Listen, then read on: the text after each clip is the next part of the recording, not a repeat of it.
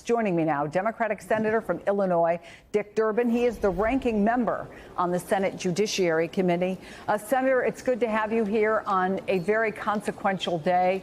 Your thoughts on the Supreme Court ruling? Well, I can tell you this, Chris. There are two things that are resulting from this: chaos and confusion. The court has created a situation which we will not be able to easily unscramble. And secondly, they played right into the hands of Donald Trump. He said he was going to flood the zone. He told us he would overwhelm the system with executive orders and changes. That's exactly what he was empowered to do by the Supreme Court decision. When you say chaos and confusion, let me start with that. Give me something specific. What's your concern right now moving forward? Well, if the injunction applies state by state, party by party, the obvious question is, what about the states who aren't going to question this decision? Ultimately, what's the status of children born in that state? That seems so basic. It's in our Constitution in the earliest stages where we decided that if a person was born in this country, they have a right to be citizens in this country in virtually all cases. Now that's a question mark. So who's going to go in and ask the question of the court of whether this applies in the state of Illinois or Missouri or Idaho or Wyoming? The states, some will move forward on it, some will hold back, and the people who are born in that state have a big question mark as to their status. It is clear that the president and others who are at the press conference today consider this an affirmation of broad executive powers. I was talking just a short time ago to a constitutional professor, and we were talking about the balance of power and the system of checks and balances. He suggested, as he looks at that the most serious concern in the whole system of checks and balances in Congress and whether they're doing their job. Give me your take on where we are with the constitutionally prescribed system of checks and balances right now. A little history. Franklin Delano Roosevelt, powerful president, reelected, decided he was sick and tired of losing in the Supreme Court. And so he suggested adding a few more justices so he'd get a better result out of the court. He was resisted in Congress not only by the Republicans, but the Democrats as well. They asserted the authority of Congress to make these decisions beyond the president. I can't imagine that happening today. The Republicans who are in leadership in the House and the Senate cower when this president starts to growl, and he growls a lot. And as a result, we're in the situation we're in today. Unfortunately, the Supreme Court has served his strategic purposes. Beyond birthright citizenship, there is the question of Iran. And in just a few hours, I don't need to tell you, the Senate is set to vote on that resolution that could block President Trump from taking further military action against Iran without first getting congressional approval. I want to play what Senate Minority Leader Chuck Schumer said after all of you were briefed about it yesterday, that there's no way Democrats can't vote for this. Take a listen. What was clear is that there was no coherent strategy, no end game, no plan, no detailed plan on how Iran does not attain a nuclear weapon. Anyone in that meeting, anyone, if they're being honest with themselves, their constituents, their colleagues, would know that we need to enforce the War Powers Act and force them to articulate an answer to some specific questions and a coherent strategy right away.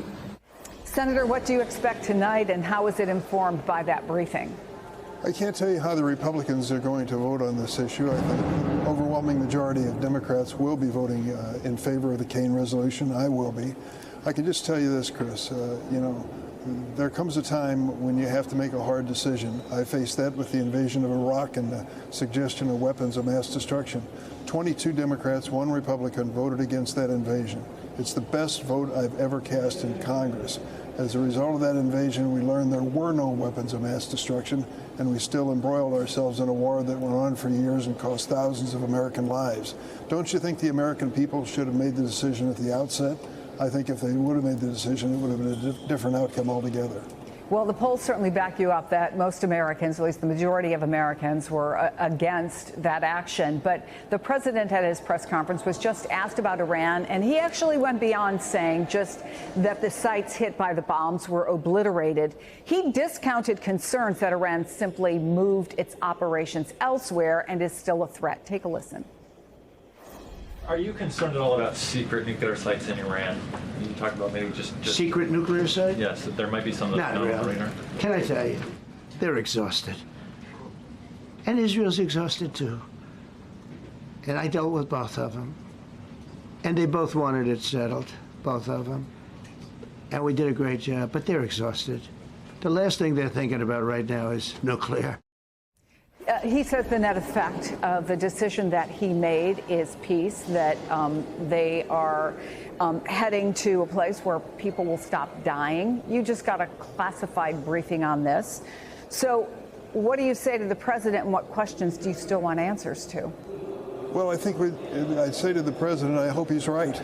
I don't want Iran to have a nuclear weapon, but I think we ought to ask and answer a very basic question. How far will we go to stop that? There was a time when we had inspectors on the ground 10 years ago who were watching Iran every move as they developed their uranium stockpile. That whole program was eliminated by Donald Trump. The inspectors were eliminated by Donald Trump. And now we're in the mess that we're in today. Ultimately, if we are going to have peace in that region of the world, we'll need inspectors again, international inspectors who are watching what happens. A return to the agreement under President Obama that worked so well. So that is a challenge that I would accept, but I will tell you this. The American people, if they're being asked to send their sons and daughters into combat, have a right to know what's going on and what the real reality is in the future.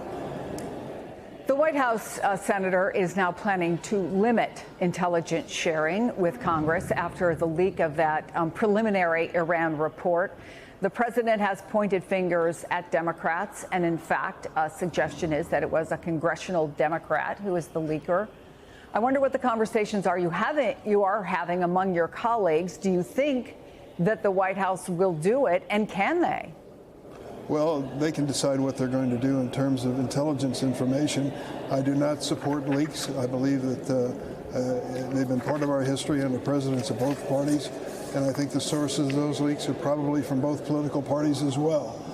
Having said that, though, the bottom line is this. The American people do not endorse secret wars. They want to know what's going on, not only with their dollars, but with their children who are being asked to serve in the military and defend our nation.